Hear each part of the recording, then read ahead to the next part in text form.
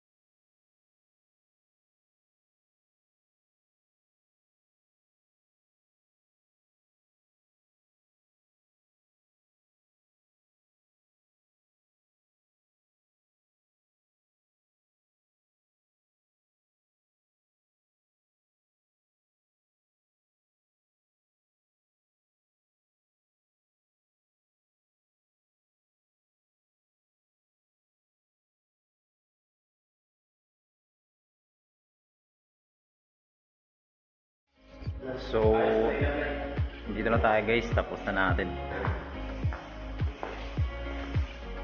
Ayun.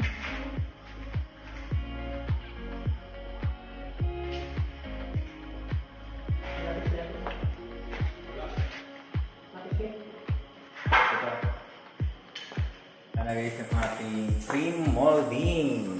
Ayan, naka-trim molding siya, no?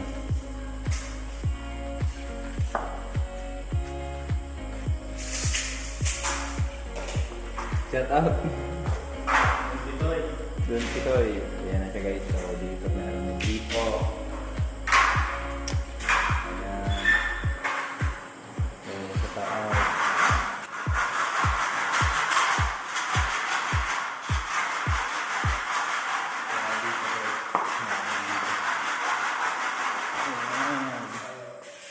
So, bali yung ginawa lang namin ito guys is yung trim molding. Ayan. In-install namin. Overtime lang namin dito. Para sa trim molding, no?